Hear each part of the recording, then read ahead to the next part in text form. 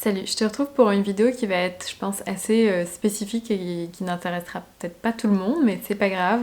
J'ai reçu assez de questions dessus pour que ça, je pense, vaille le coup de le faire. Et quand j'y réfléchissais, en fait, j'ai trouvé mes raisons en fait sur pourquoi est-ce que je veux partager sur ce moment de ma vie où je suis partie donc à Berlin pour faire 5 mois de formation de danse. La danse, c'est vraiment la pratique qui me passionne le plus dans ma vie, c'est ce qui me procure le plus de joie.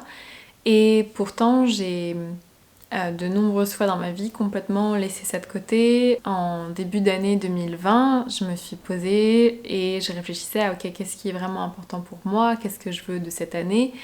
Et les deux mots qui sont apparus dans mon esprit, en fait, les deux choses sur lesquelles je voulais focaliser mon attention, c'était danse et orgasme. Voilà, plutôt un beau programme. Et au lieu de faire voilà, des résolutions en début d'année, j'ai plutôt fait ça, des deux mots qui étaient mes sortes d'intentions pour l'année 2020. Et ça m'a guidée tout au long de l'année et j'en suis vraiment super heureuse et je pense que je vais faire la même chose pour l'année 2021 et voir ce que ça amène. Du coup quand ça m'est apparu, j'étais là bon ok danse et orgasme très bien. Et je suis nomade, donc la danse, j'en fais, je vais à des festivals régulièrement quand c'était encore possible. Mais voilà, je voulais que ça prenne plus de place dans ma vie. C'est quelque chose que, ado, je rêvassais au fait d'être une vraie danseuse, mais comme j'avais pas commencé le ballet quand j'étais toute petite, que j'avais pas j'avais pas fait de formation de danse, enfin je me disais voilà c'est pas possible, mais je rêvais quand même, je rêvais d'être sur les planches de Broadway, etc. Mais c'était vraiment extrêmement lointain de ma réalité, quoi. Mais bon. Et donc c'est ça, c'est juste pour vous dire que ça a toujours fait partie de mes rêves. Et je faisais de la danse contemporaine, mais à la MJC du coin, une fois par semaine. C'était trop cool, hein, mais voilà, c'était ça mon niveau de danse. Hein. Et c'était pas très technique, c'était plus sur l'expression de soi, ce qui est top parce que ça m'a vraiment libérée de plein de choses, je pense, par rapport à mon corps. Donc j'ai fait ça au collège, lycée. Pendant toutes mes années de psycho, j'ai pas fait de danse. Ensuite, j'ai retrouvé la danse de couple que j'ai commencé en 2014. Et depuis, c'est plutôt ça. Je fais de la danse de couple, voilà, de temps en temps. Je vais à des festivals, etc. Et là, je voulais vraiment que ça prenne beaucoup plus de place. Je voulais me donner les moyens de augmenter mon niveau, de vraiment le travailler. Et j'ai un ami par la danse de couple qui, lui, était parti à Berlin faire une formation de 9 mois où tous les jours, il avait des cours de danse. Et c'est un mec qui avait 32 ans, qui n'avait pas fait de danse contemporaine, etc. avant. Je me suis dit, waouh! Et pourtant, à l'époque, j'étais fascinée par cette décision-là, mais je me disais pas que ça pouvait être ma vie, quoi. On m'avait aussi quand même expliqué que c'était plus facile pour des mecs de faire ça parce qu'il y avait moins d'hommes qui vont faire ce genre de choses, parce que je crois qu'il y avait une sorte de petit concours d'entrée ou un truc comme ça. Du coup, je me disais, bon bah de toute façon c'est mort pour moi, c'est pas possible. Et donc là, janvier 2020, je me remets en tête danse et orgasme, nanani, et je re-regarde Dirty Dancing, qui est mon film préféré. Je peux débattre pendant des heures sur pourquoi est-ce que c'est un film incroyable, voilà. Et donc je le re-regarde, je repleure parce que je veux être dans le film en fait, je veux apprendre, je veux danser, etc. Bon, je veux être avec Patrick Swayze aussi, hein, mais voilà, c'est la danse aussi qui vraiment me transperce. Et je me dis, mais merde, ce mec-là, il avait 32 ans, il est allé à Berlin faire un cours de danse pendant 1 an, je peux peut-être regarder encore une fois ce qui se passe là-bas, etc. Donc je recherche de nouveau ce type de formation intensive sur une durée courte, etc. pour voir ce qui se fait. Du coup j'ai cherché à Berlin parce que je savais que ça existait là-bas. Et j'en ai trouvé quelques-unes, dont une sur 5 mois où il n'y avait pas besoin de concours d'entrée. Tout le monde peut venir, peu importe ton niveau, peu importe ce que... Voilà. Et je me suis dit waouh. Donc formation intensive, c'est... dans le sens où c'est en fait pour des gens qui ont d'autres choses dans leur vie et que tu fais 3 heures de danse par jour. Parce qu'en fait, 3 heures de danse par jour, c'est pas si dur pour le corps humain, enfin ça dépend tes capacités, etc. Mais en soi, c'est pas si terrible. Les gens qui font vraiment de la danse en font bien plus et notre corps est capable de faire ça. Mais pour quelqu'un comme moi qui a un travail à côté, ça devient vite intensif parce qu'en fait, fallait que j'y sois pour 16h30 et ça finissait à, je sais plus, 19h30. Et donc, plus les temps de trajet, etc., vous voyez que ça prend quand même pas mal de temps en final dans la journée parce que Berlin, c'est très grand. Donc tu mets énormément de temps à aller d'un point A à un point B. Et j'ai vu ça et je me suis dit ok, banco, ça m'a vraiment animée. J'ai mis, je sais pas, 2-3 semaines à cogiter le truc dans tous les sens, à leur écrire, à poser des questions, à leur demander vous êtes sûr que si on a 0 niveau en ballet c'est ok, si on a, enfin voilà, qu'on est débutant quoi. Et la directrice, enfin les directrices me rassuraient, me disaient que c'était complètement ok, etc.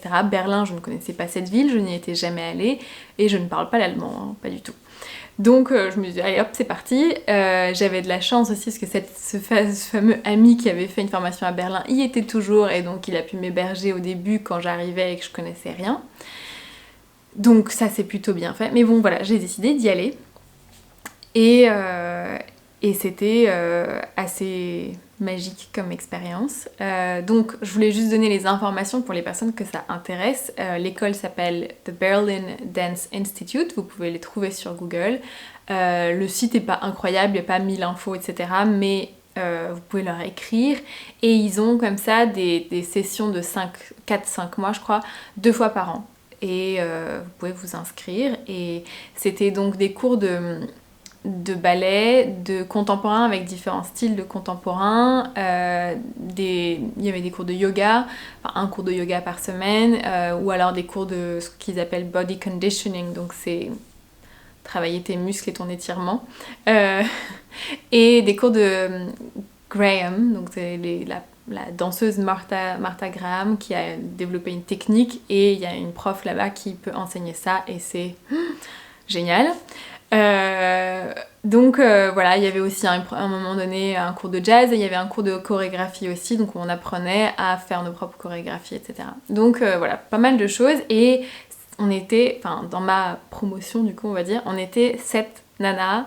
On avait toutes à peu près entre 26 et 31 ans, donc plutôt vieilles pour la danse. Et ça c'est, voilà, ça dépend aussi vachement du groupe avec lequel tu te trouves, hein, mais moi j'ai eu beaucoup de chance, c'était un groupe où on s'est trop bien entendu, on était sur la même longueur d'onde, on était toutes des nanas qui rêvaient de la danse, mais qui n'avaient jamais osé y aller complètement, et puis qui là s'autorisaient enfin à y être, et on était hyper reconnaissantes d'être là en fait, même quand c'était dur et qu'on douillait et qu'on avait des courbatures partout, on était trop contentes d'être là en fait. Et cette école, pour celles qui voudraient aller plus loin, je pense, dans la danse, ou celles et ceux d'ailleurs, fait une formation de 3 ans pour vraiment être danseur, danseuse. Et là, pour le coup, tu as un concours pour entrer, enfin, il y a une audition. Mais là encore, je les ai trouvés vraiment hyper ouverts en fait sur qui ils amenaient dans leur école. Alors bien sûr, il y a quand même un certain niveau qui est demandé, mais si t'es surmotivé, tu peux y arriver en fait. T'as pas besoin d'avoir fait voilà, du ballet depuis que t'es toute petite ou t'as pas besoin d'avoir un niveau technique hyper élevé. Si tu montres que t'as la niaque, que t'as vraiment l'envie, que tu vas tout donner pour ça, tu peux être prise. Et même si t'es voilà, dans les plus âgés on va dire. Donc ça m'a donné beaucoup d'espoir et j'ai vraiment réfléchi à faire la formation de 3 ans. Alors, ça m'a un peu excitée, je me suis dit peut-être que je pourrais et j'ai passé l'audition parce qu'avec toute ma petite bande de nanas, on s'est dit qu'on allait passer l'audition même juste pour l'expérience de passer une audition. Enfin j'avais l'impression d'être dans Flashdance, c'était trop bien. Et j'ai fait l'audition, mais en fait, ça a été une expérience hyper intéressante parce que la prof principale, en quelque sorte, que je connaissais, m'avait entendu dire plusieurs fois qu'on faisait ça pour le fun, que je faisais ça pour soutenir mes autres copines, dont 2 voulaient vraiment faire la formation de 3 ans. Je montrais que c'était pas vraiment pour moi, en quelque sorte, même si dans mon cerveau, quand même, je voulais me donner cette chance aussi. Donc je fais l'audition, c'était horrible, c'était super dur, j'ai failli pleurer 36 fois. Mais je suis hyper fière de l'avoir fait, quoi, d'avoir tenté le truc. Et après, il y avait, dans la semaine qui suivait, des résultats. Mes copines, du coup, recevaient des résultats, elles ont été prises, etc. Et puis moi, rien. Et je me disais, merde, qu'est-ce qui se passe? Pourquoi j'ai pas de résultats? Et donc, au bout d'une semaine, j'écris un texto à la directrice. Je comprends pas. Je pensais que j'aurais un résultat aussi, même si je comprends bien que j'ai pas le niveau, mais je préférais savoir parce qu'en fait, c'est une étape importante pour moi de m'autoriser à faire une audition comme ça et j'ai besoin de savoir si ce serait possible ou pas en fait. Et là, elle a été hyper gentille, elle m'a demandé de venir la voir, etc. pour en discuter. Elle m'a dit qu'elle savait pas en fait que je voulais vraiment, enfin que je l'envisageais d'une manière ou d'une autre. Et elle m'a dit, bah écoute, là, comme ça, non, parce qu'en fait, on sent pas cette motivation dont il y aurait besoin pour pouvoir faire ces 3 années en fait. Mais si, et du coup j'ai pleuré, enfin je pleure facilement aussi, donc voilà. Mais c'est vraiment un truc qui m'a énormément travaillé parce que c'était ce rêve de gosse en fait, c'était ce rêve d'adolescente. Oui, j'ai passé tellement de temps à rêver d'être une danseuse que là, j'étais d'être si près de ce but en quelque sorte, ça me rendait ouf en fait. Et donc quand elle m'a vu pleurer, elle était désolée, elle me dit mais je savais pas que c'était aussi important pour toi, etc. Et elle m'a vraiment dit écoute, on a vu beaucoup de progrès chez toi, si tu t'investis vraiment, si tu travailles, parce que bon, vraiment j'ai un petit niveau en vrai, si tu travailles, etc. reviens l'année prochaine et ce sera peut-être possible, tu vois. Moi, ça m'a fait un bien fou d'entendre ça. D'une part, de savoir que si je m'y mettais au taquet, ce serait possible. Ça serait pas garanti, mais ce serait possible. Ça m'a débloqué plein de croyances limitantes, parce que pour moi, c'était mort de chez mort que quelqu'un comme moi, avec 0 niveau et à mon âge, puisse essayer d'entamer une formation de danse. Donc déjà, boum, les barrières que je m'étais mises sont explosées, et c'est cool, ça me laisse plus de liberté. Deuxièmement, c'était de réaliser que c'était moi qui, quelque part, parce que j'y croyais pas, parce que je prenais pas ça assez au sérieux, j'avais fait en sorte qu'elle me dise non, parce qu'en fait je montrais pas cette motivation intérieure. Et même pendant les cours, en fait, je réalise que j'avais par exemple des croyances sur le fait que je ne sais pas mémoriser des chorégraphies. C'est pas quelque chose que j'ai beaucoup travaillé, non, c'est pas mon point fort, mais c'était vraiment une croyance comme quoi moi j'y arrive pas de toute façon. Et moi je suis en regardant les autres. Sauf que quand tu fais ça, forcément t'es toujours un chouille en retard parce que c'est pas toi qui connais la chorégraphie, tu regardes les autres faire et donc c'est ensuite que toi tu l'as fait. Et ça me mettait du coup forcément un peu en retard par rapport aux autres qui elles apprenaient la chorégraphie. Et c'est au bout d'un moment je me suis dit merde, mais arrête de croire ça, apprends la chorégraphie, genre travaille là, essaye de la faire toute seule, fais plein de trucs pour en gros t'en souvenir toi. Et à partir du moment où je me suis dit ça, j'ai fait des progrès énormes parce qu'en fait tout d'un coup je mettais mon cerveau en action sur ça, alors qu'avant j'étais en mode pause en fait, j'étais genre non moi j'y arrive pas de toute façon. Et ça c'était super intéressant comme réalisation. Et l'autre chose aussi que ça m'a permis du coup de concrétiser, c'est que du coup là il y avait cette porte ouverte, qui est vraiment ouverte. Et en fait, je réalise que non, je veux pas faire ça. À 18 ans, peut-être que si j'avais pu découvrir cette école, tout ça, peut-être que je l'aurais fait. Mais ma vie a pris un autre chemin et si je faisais ces 3 années de danse, il fallait que je sacrifie plein d'autres choses en fait qui sont importantes pour moi et que j'aurais pas pu faire parce que c'est un gros investissement quand même. C'est reprendre tes études et un truc aussi physique, etc. Enfin, bref. Mais au moins je suis au clair avec ça et je sais aussi que maintenant au final ce qui m'intéresse le plus c'est certains types de danse en particulier, donc la danse Martha Graham, je sais que c'est quelque chose que je veux continuer. Il y avait aussi une prof de Access Syllabus et ça c'est un truc que je veux absolument aussi aller pouvoir faire des stages, etc.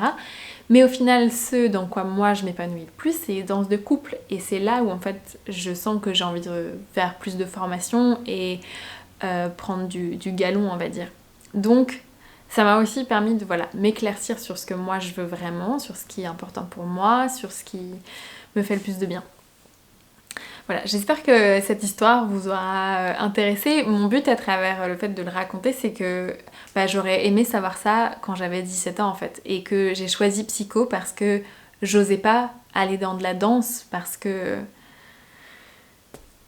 je me disais que c'était pas possible en fait, tout simplement. Et je regrette rien, ma vie est parfaite comme elle est, mais j'aurais aimé peut-être recevoir ce type de message quand j'étais plus jeune.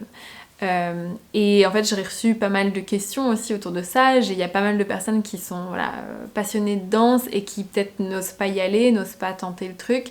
Et si cette école existe et ces profs-là existent, c'est qu'il y en a d'autres, c'est sûr. Donc je pense qu'il faut qu'on dépoussière un petit peu le milieu de la danse, se donner les moyens et poser des questions aux gens qui s'y connaissent un peu plus pour voir en fait est-ce que ça c'est des réalités ou est-ce que c'est des croyances en fait qui vont venir nous limiter, ce qui serait dommage. Et tout ce que j'ai raconté c'était sur la danse, mais il y a plein d'autres passions que vous pouvez avoir et vraiment je vous invite à au moins vous autoriser à explorer cette possibilité en fait et à pas vous mettre des freins tout de suite. Bien sûr qu'il y a des difficultés dans tous ces métiers artistiques, bien sûr, mais en fait dans plein de métiers il y a des difficultés, donc je pense qu'au moins d'explorer cette piste, voir jusqu'où elle mène et voir si effectivement peut-être que ça vous convient ou pas. J'ai envie de vous encourager à faire ça et peu importe votre âge, d'aller tester ce truc. De plus en plus je prends la danse dans ma vie et je lui donne sa place en fait parce que c'est la chose qui me rend la plus heureuse quoi, tout simplement, et je suis là pour être heureuse au maximum, donc je vais le faire en fait. Et maintenant que je suis rentrée, ça s'est terminé en juin, je danse beaucoup moins. Et j'essaye de pas me culpabiliser pour ça, parce que ça peut être aussi un des points négatifs après, c'est que quand on a une sorte de passion comme ça mais qu'on lui donne pas toute sa place, on peut vite se culpabiliser et j'ai envie de me dire mais non en fait c'est pas grave si je danse moins, je sais au fond de moi que c'est une de mes passions, j'ai pas besoin de le prouver à qui que ce soit ou à moi-même et c'est pas parce que je la fais pas tout le temps que c'est pas un de mes plus grands amours en fait dans la vie. Je le sais, c'est tout.